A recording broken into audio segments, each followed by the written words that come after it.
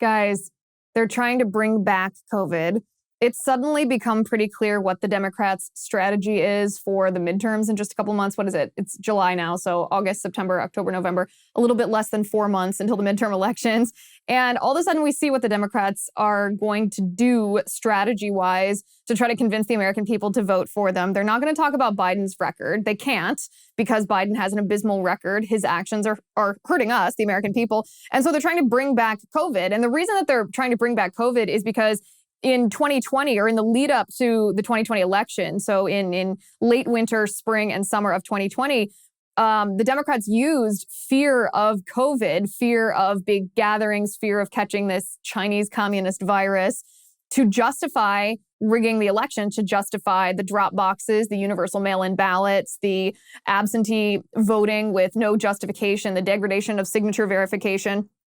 And they need to do that again. They realize, they're panicking actually. The Democrats realize that given the horrible economy, given inflation being at 9.1%, given gas prices, given all the polls, even leftist-run polls that show that people do not like Joe Biden, that they want him replaced as the 2024 Democratic presidential nominee, given the fact that people think he's old, that people think that he's senile, rigging the election is essentially all the Democrats have. Their only other option is, I saw a video this weekend that I thought exemplified exactly what the Democrats are the most scared of. And it's a video of Pete Buttigieg, transportation secretary, and he's actually bragging in the video that the fact that we are paying so much more for gasoline for our cars is making people more likely to buy electric vehicles, which is exactly what these radical leftists like Pete Buttigieg actually want to happen.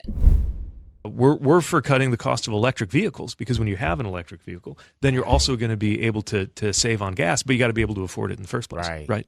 Now, we're actually starting to see on some models, the costs come to where even if your car payment's a little higher, your gas payment will be a little lower and you come out ahead. But the prices still need to come down for most Americans to be able to get in an EV. So basically what he means is he's not talking about the price of the electric vehicle itself coming down just in and of itself. He's talking about comparative to how much you would pay for gasoline if you use a traditional vehicle here. And this is exactly what the Democrats don't want the American people to be focusing on going into the 2022 midterm elections. This is what they're trying to distract from. It's like the mainstream media didn't really come to their senses, given all of these articles that we've seen, even from the New York Times saying, oh, Biden is old. Is he stretching the boundaries of what it means to be both aged and the president of the United States? They did not suddenly see the light and realize that Biden is senile. They're panicking. And age is simply the easiest and the most politically neutral scapegoat to get rid of Biden, for Democrats to get rid of their own president without admitting that Biden's radical leftist policies, which the left still likes, are actively hurting the American people and turning off voters.